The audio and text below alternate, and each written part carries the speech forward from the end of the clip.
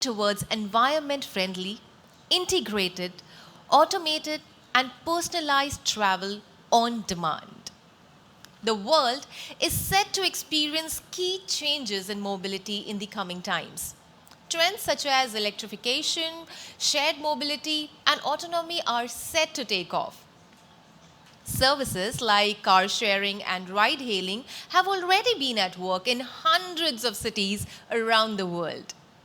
New advancements like intelligent transportation systems, traffic management applications, robotaxi, and Hyperloop are in the pipeline for enhanced mobility in major cities. So, ladies and gentlemen, without taking much of your time, I would like to inform you the next session is going to be from 12:30 p.m. to 1:15 p.m. In the interest of time, I will request participants to please view or download all the speakers' profile from the help desk in reception area. And ladies and gentlemen, if you have any kind of questions, please feel free to click on Ask Queries button on your screen and put your question. It will go directly to your moderator. And now, ladies and gentlemen, please allow me to start the session by inviting our session moderator, Mr. Hormazat Sorabji, editor, Autocar India. And now I would be introducing our panelists to you all. Hi. Mr. Arvind Sanka, co-founder, Rapido. Mr. Chetan Maini, co-founder and Okay, chairman, Sun Mobility. not sure if I'm Mr. online. Subodh Everyone can Sangwan, hear me? business head, South and East and Sri Lanka, Uber India. And Okay. lastly, ladies and gentlemen, Mr. Vikram Okay. Singhal, Managing Director and CEO, Doppelmayr India Private Limited. And now, I would request you, sir, to please take over the session. Thank you.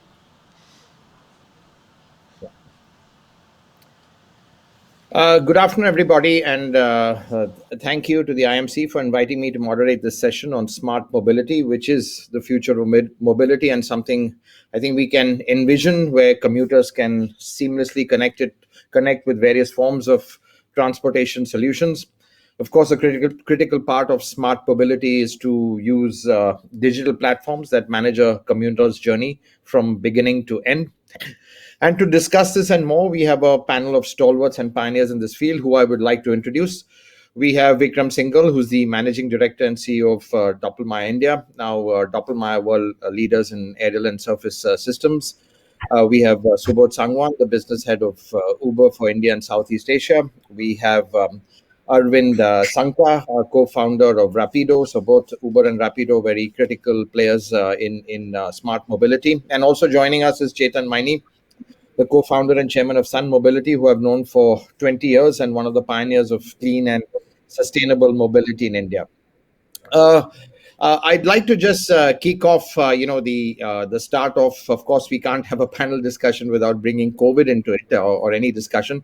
I just like to start off with gauging the impact on, let's say, multimodal transportation after COVID, and are we seeing signs of revival of people's trust in public and shared transportation? I'd like to ask Mr. Sangwan of Uber to give his thoughts on this. No, thanks, Thomas. Am I audible to everyone? Yes, please Oh, go great. ahead. No, I think definitely the recovery, as we call it, is strong. And I think we look at recovery more often than not in numbers rather than qualitatively. So just to get that over the hump, qualitatively, beginning last month, we have stopped calling or tracking recovery. We are now tracking year-on-year growth. So many product and markets are in that territory where they are higher than pre-COVID levels. So that's the best signal that we can have in terms of numbers. I think the interesting part, two, three insights that we have seen, how the recovery has changed how people use it. Number one, the low cost portfolios, which was the auto and the moto, have led the recovery. Multiple things, better air circulation, more affordability, multiple things driving it, but definitely they have led the recovery. Number two, the rider profiles have changed. Earlier, there was a big corporate use case, corporate district, office peak hours. Now it is a more balanced user profile in terms of time and riderships and geos which are leading the recovery. So those are, I think, some of the changes which are here to stay. But quantitatively, it's a good recovery that we are seeing. Right. Mr. Sanka, I mean, looking at it from your side with Rapido, look at, with bike sharing, bike taxis, would you kind of echo Mr. Sangwan's sentiments as well? Do you see a sort of trust coming back in this space? Yeah, sure. I think as Sangwan has mentioned, maybe fortunately we are in the category which has recovered the highest for all the players, which is a two-wheeler ride sharing. One of the major reason is also because of majority of the users are public transportation users who are coming to ride sharing right now, who never used ride sharing in the previous pre-COVID levels, especially because of the affordability in nature and also the need for using ride sharing compared to earlier is strong right now because of the safety aspects into picture.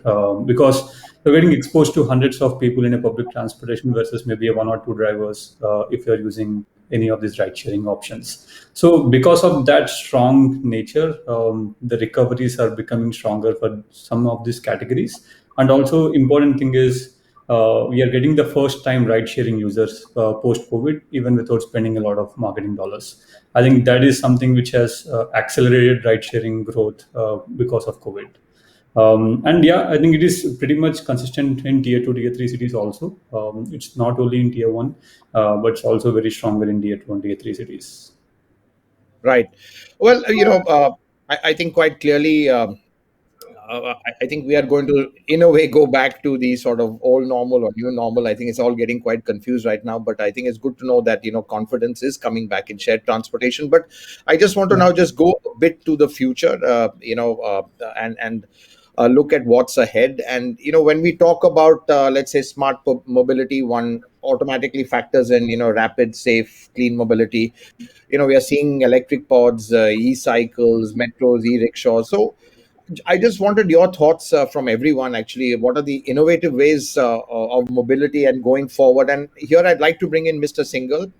If you could share your views on some of your products or with cables in mass mobility in this area. Yeah, thank you, Thomas. Good afternoon, everybody, and thanks for this opportunity. There is basically, I'd like to make two specific points. One is that we all are very familiar with green mobility, and which is really the buzzwords. And then there is a transition from the green mobility to e-vehicles or electric vehicles. One very important aspect of smart mobility is decongesting the cities, because that's a practicality that we are facing. We realize that most of our cities, in fact, all our cities, have grown from small townships to larger townships to small cities, and finally tier 2 cities. Probably Chandigarh is the only planned city in India. So we have this as a fact on the ground, and we have huge issues of congestion. So this particular thing was also recognized by United Nations Habitat, and they actually carried out a study a few years back where they said that this congestion portion is actually making is a big problem. And then they decided on how to deal with this congestion in the cities. And the decision they came to was that it's the roads cannot be expanded any longer because they're already existing buildings, and you cannot increase the traffic on the road, whether it's e-vehicles or anything. So it has to be something different, and they zeroed down on cableways, and they tied up globally with our company. And the first city, which is supposedly the most congested city in the world, is a city called La Paz in Bolivia in South America. And people have actually never gone from one part of the city to the other part, because it took 5 hours to do that, and they've lived their lives on one part of the city, never seen the other part of the city. So there is a mobility system that it's the largest in the world, the standalone mobility system, which has actually changed the lives of the people. So the point here is, if you think cars, you will, and that was what my slogan also was, that if you think cars, you will get flyovers. But if you think people, you will get smart mobility. And it's very important to change our mindset to thinking about people. The second point is a question that I'd like to leave is electric really environmental friendly? Because if you go to a tier 2 tier 3 city, and you have one of these big, huge buses which stops to take passengers, there's a whole line of traffic stops behind it, and there is more pollution caused due to idling of the traffic behind the e-buses than there is on a moving traffic. So it has to be something different. Probably there are a lot of people in the world saying that hydrogen fuel is going to be the mobility fuel of the future and not the electric vehicles. Because just imagine if everything goes electric, where are you going to dispose of all the batteries? So these are questions and pointers. So we have to think, people. We have to decongest the cities. That's a real problem. We have to decongest the cities, and we have to have smart, really smart mobility, which actually caters to the smooth movement of the people. Right. Well, with that, I'd like to turn to Chetan. Chetan, you've heard Mr. Singhal. He's actually questioning whether EVs are the solution, whether we need to go to hydrogen. But I think that's really way, way into the future.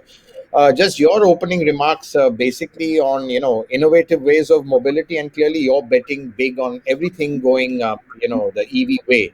So, just your thoughts on it. Do you think EV adoption is actually part and parcel of smart mobility and multimodal options?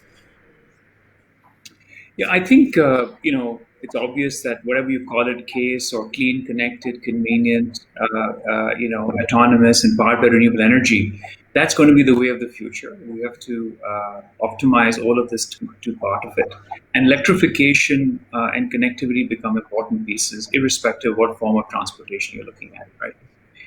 Shared becomes very important because you have limited space. So all three, I think, as they come together in a real serious connected way, we can see an efficient system on this area where you have not just mobility as service, but imagine if you had an OS for a city where different pieces of the puzzle could come in, which really enable people then to move in a very systematic way, either if they took a cycle or a aerial way or a metro connected with a Rapido vehicle or whatever. It's a combination of things that would allow you to optimize on this area. So I think that's given, and I think there needs to be all of these together working, and there's not one solution that's going to fit all. The question then remains, in that area, what is right? Well, electrification there makes a lot of sense from a point of view of energy, from a point of view of cost, and a point of view of the local pollution that we have a challenge with, right? So irrespective if it's today a metro, which could be electric, or a scooter or a rickshaw that makes electrification on this area, as it at least helps the entire economy locally on this front. And the third is what makes sense in a market like India. Unlike the West, where most of it is personal mobility and cars, 85% of India travel in two-wheelers, three-wheelers, and buses.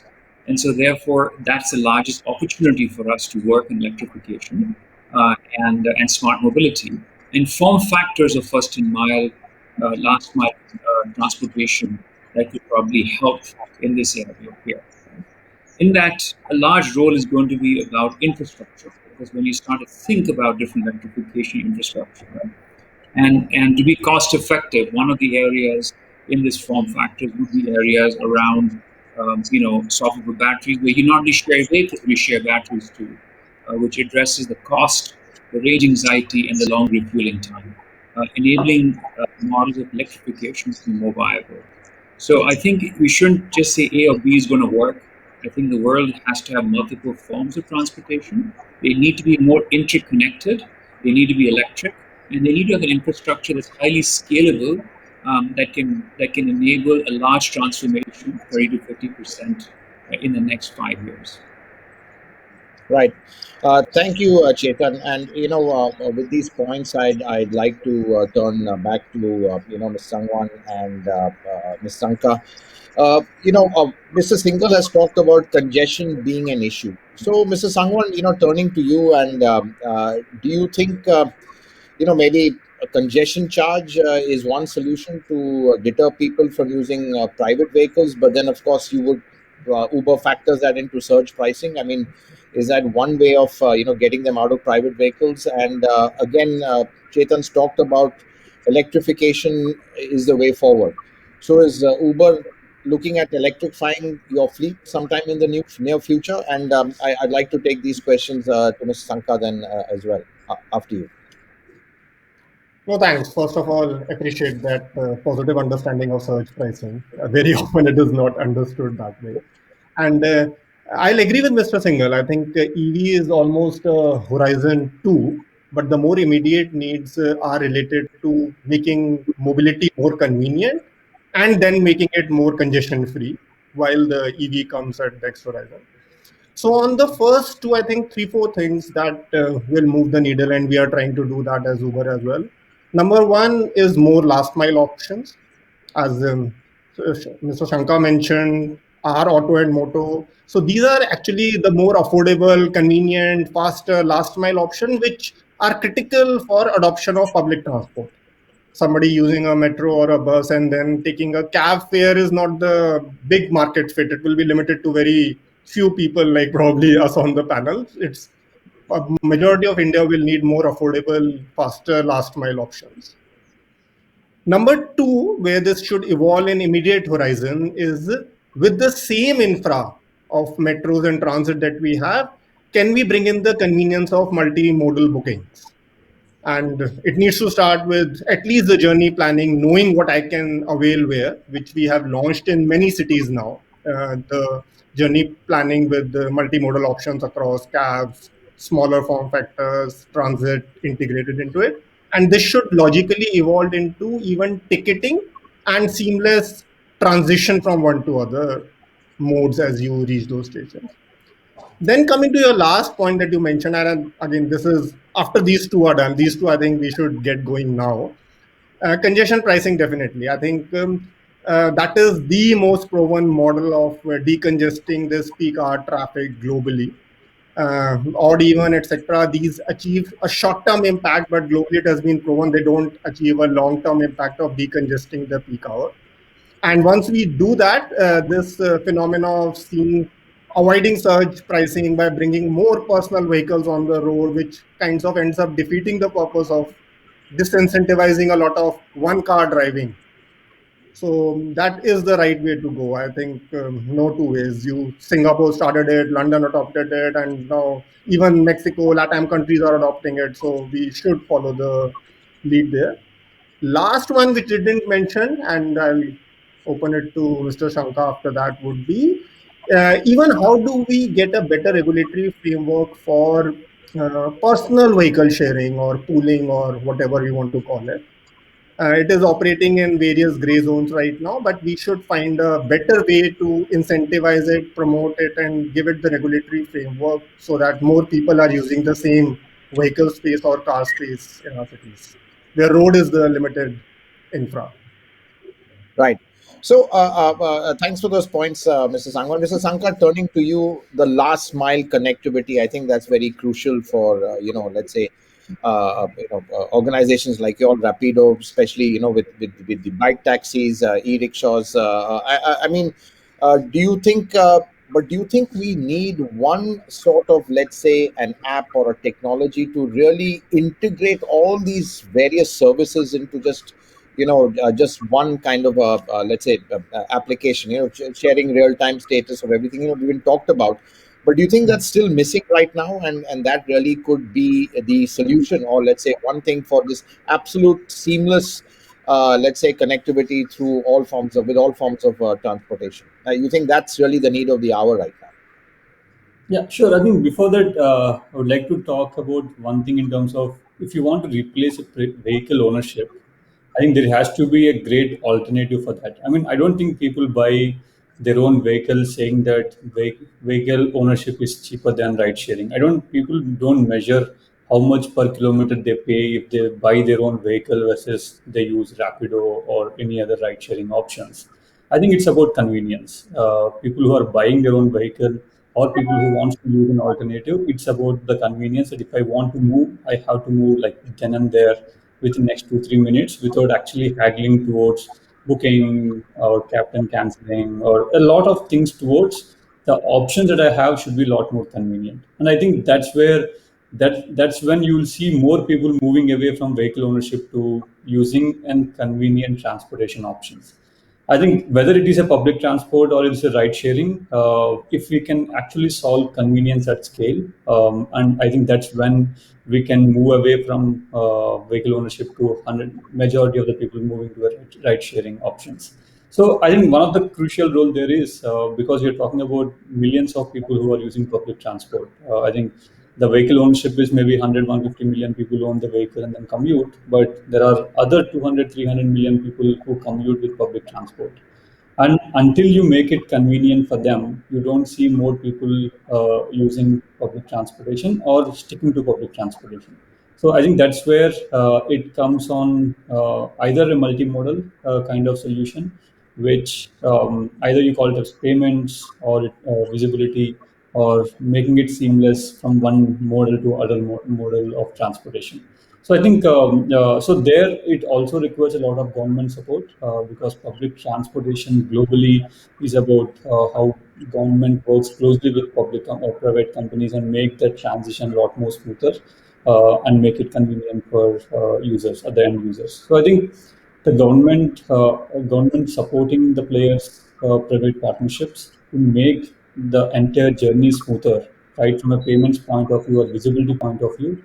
I think once that happens, you will see a lot more people actually using public transport and then actually maybe shifting towards from a vehicle ownership to a complete ride sharing or vehicle sharing as a concept. So I think that is something where, as in one leg of the entire multimodal, maybe our first priority right now is how can we make this the last mile lot more convenient and also affordable. Because people who are using public transportation, their affordability is one of the major factor. Maybe right now safety is also coming into it, but affordability is one of the major factor. So and because of the vehicle nature, two wheelers has that advantage, and electrification of that will be even further reducing the cost of the vehicle or cost of the maintaining of the vehicle. So I think if we can combine the last mile, first mile with electrification of those vehicles, then affordability factor will come in, and it will make a multimodal a lot more reality than what is right now. Right. Thanks, Mr. Sankar. And I think you raised the an important point of this whole public-private partnership as a way to promote multimodal transport. And I think that's a question I'd like to put to Mr. Singhal and Mr. Maini also, is that how can governments help? Obviously, it needs their support on infrastructure issues, a whole host of issues. So, just your sense on a close working between the public and private sectors, to kind of promote smart mobility. Yeah, Ms. Singer. Yeah, thanks so much. Before the public-private partnership thing, there's one point I'd like to mention. What Arvind mentioned was very, very relevant in terms of convenience. And when you talk of convenience, that's one of the main reasons people do not want to give their car up, because the journey starts from the house. It takes probably more time, even if somebody was to go by metro in a metro city, then it takes more time for the guy to reach the station than from the station to his destination. You know, Right. so it's all about convenience. And when you talk convenience, automatically you have to think of comprehensive mobility, which means that a person is, whether he's going to the office or he's going to the market or he's going for leisure outing, from his house and back to his house again after so many hours, he should be comfortable and not stressed out about the commute. So, which means that wherever he has to walk, if he has to walk in a particular section, then there needs to be pedestrian ways. If he has to take public transportation, one kind of public transportation, say for example a metro, then that should be conveniently available. If from the metro a last mile connectivity he has to take to particular destination, then that should be conveniently available. So the comprehensibility comes into it, and the comprehensiveness will only come in if we think people. I keep stressing on that it has to be people, because eventually people are the ones traveling. People are the ones with, some of us have ego that gadi mein to jana hai, and things like that. But if I will take my car, if I'm not convenient, if I'm inconvenienced, I will use the car. But if I'm not being inconvenienced, then I will actually dump the car and take a public transportation. So coming to the public-private partnership, yes, a public-private partnership is extremely important. The government can pitch in, like the highways actually have taken off after the PPP has been introduced for the roadways. Similarly, if the government takes the comprehensive, I do believe that with the Ministry of Urban Housing and Urban Affairs, the CMP, Comprehensive Mobility Plan, is pending. It has been made. It's a very comprehensive 400-500 page document, and which they should release it anytime now, and that sort of will become the Bible for the comprehensive mobility around the country. um, and the government can actually pitch in by getting in private investments into the multimodal, and these are profitable. We have studied this, and we find that these small sections, like the last mile connectivity, these are actually profitable ventures where the people can come in. There may be a cap by the government saying, okay, the fare is going to be limited to the fare of a metro or a bus or something like that. Then there is always the more modality of a VGF coming into play, where you are limiting the fare, and the government can say, okay, you can ask for a 20% VGF or whatever it is. So definitely, it's going to help the PPP into this segment. I think, and the government has already realized that, and they are working. And some of the projects that we are involved with, there is a move to move from the present 40% VGF to 60% VGFs, 30% by the state and 30% by the government. So there is a very positive move by the government on this. Right. Thanks, Mr. Singhal. And we are running out of time, but I just like Chetan, to give you the last word on this. The convenience of multimodal transport, that seems to be the key to get people out of their cars, out of the comfort of their cars, and into let's say public transport and multiple forms of public transport. Do you think this is absolutely the key? And of course, it requires a lot of stakeholders to be pulling in the right direction: public, private, a whole bunch of agencies, tech players, and of course, there's the EV part in it. Again, charging infrastructure. So, just your thoughts on let's say the kind of the sort of what really requires to be done. So, Hormuz, I think if you see what successes in the country, I think the Aadhaar is a great success, right? It's and then what we've done on terms of the payment side of it's been another success. What actually we've created is an open platform that can be accessed by everyone. I believe mobility has a similar opportunity in the country, where if there's an open platform that allows every player to come on board in a seamless manner, right, and the transaction cost being low, we can have a multiple number of private players and create that. So I feel that that's been missing, and maybe there's an option for us to do that. Which means if there is that open platform at every for first mile, last mile, when someone's leaving their home, they just have to say they need to get here. It's linking them with every of the best player along it. It could be Uber, it could be Rapido, it could be a third company on this area, and giving them a perfect, smooth, convenient journey end to end with the lowest transaction cost. And everyone inside that perspective is making money on this front. It does mean that all metro areas and hubs become, as an example, let's just take that part of this, needs to become hubs for these areas, means there's priority parking for those people who are part of that ecosystem. People with common infrastructure on charging or swapping can be allowed in that area. And I don't think this is quite difficult to do. We could take one city, structure this out there, and then this is something that will scale off everywhere in every place on this front. It actually needs a much stronger architecture conversation. And the role there is actually of an open platform. And if everyone can plug and play, you'll have 10 new startups coming in each area providing a solution at different levels of price points. So you may come to a last place, you may have an air conditioned car, you may have an e-rickshaw, an auto, or a scooter to drop you off, depending on what your price point is and your time is.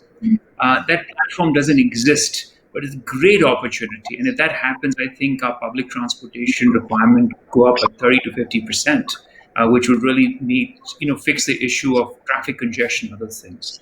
So the goal is how do we get there, and is there another role that we can play to create a third form of an Aadhaar or payments area in the area of mobility? I do believe that's the option for the country. Right. Well, thanks, Chetan. I think with that, I'm just going to wrap this panel. It's been very, very interesting. Thank you, everyone, for all your thoughts. Clearly, I think we see the opportunities there for smart mobility. I think the whole challenge is to build an ecosystem, the multiple facets of it, and obviously stitch it together with technology, which makes it super convenient for the consumers to use. And with that, I'd like to wrap the session. But we have time, a little bit of time for some question and answers. So, if there are any questions, I'd just request the admin to just pop the questions, and we can put them to our panelists.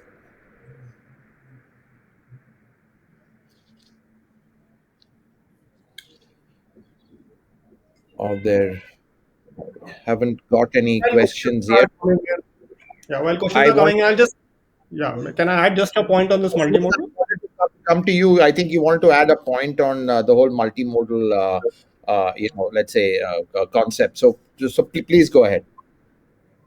Oh, thanks. No, I think tech platform great. Having one app or two app or 10 apps which can offer joint ticketing, etc., is also great. At the same time, the real challenge, if you think, and Mr. Single's word, consumer first journey, is the physical transition at the stations. So if I have to take a metro today, I can take a Uber auto from my home, but that auto will drop me like half a kilometer away because there's so much crowding. So a dedicated parking. Then as I get out, I need to have a place that I can go and sit in any Uber auto dedicated area. Then tech can solve the pin dispatch that you don't need to find your auto number in a sea of thousand autos. Sit in any and just give your OTP number or pin number. Tech can solve that, but that having that dedicated space, as we think about how our metro stations are lined up, how that parking space is built out, that is as important as the tech that needs to complement each other. Right. Thanks. Well, we've got a question, and the question is to me. It says, Horma, since you are a race driver, will you enjoy racing an EV car? Well, the truth is, or the short answer is no. EVs actually don't give the same level of emotion as an IC engine car, not yet at least. But having said that, I think there's a certain convenience and ease of driving of an EV. I've been driving EVs now for many months, and in all conditions, I've taken an EV to Mahabaleshwar. I've driven it in the city, and I think it's just the convenience and ease of driving which really is the selling point. But it appeals more to the head and the heart and to the environment. So let's leave it at that. We've got We got to get you into Formula Electric cars so you can enjoy real electric racing at some point. It that's is the a lot of sound. fun. I need the sound in that.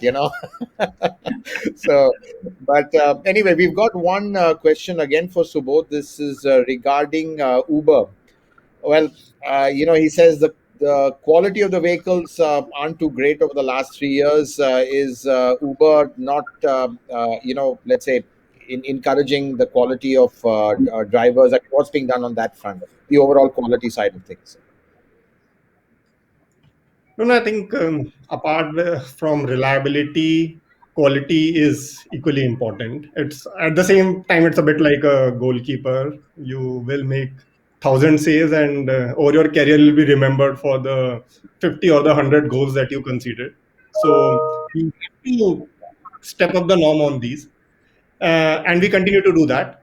The only thing I think at this point we have to balance as a society and figure out the right balance is also the driver partners have been under tremendous economic stress. So we have to go the route of sensitizing them, training them, versus actioning them at this stage. And while COVID was the original hurdle, then fuel prices have become another hurdle. So that stress for them has continued. So we are also trying to tread this line with the right balance, train them, step up our sensitization effort. Even before any other quality, any kind of sexual misconduct is one of the biggest risks of the platform for us. So we have stepped up hugely on gender sensitization training, committing to another 1 lakh trainings because we believe that's the right way. You need to educate and turn them around versus actioning them for bad quality or incentivizing them for few good qualities, which is the short-term fix. Great, thank you. And I think with that, we will have to close this session. Clearly, I think there are a lot of challenges as all of you all are facing, but I think the future is bright. I think we're all looking forward to going in a direction that will make commuting cleaner, safer, and pleasurable as well. Thank you, everyone, for joining me on this panel, and thank you to IMC for inviting me to moderate it. Thank you very much.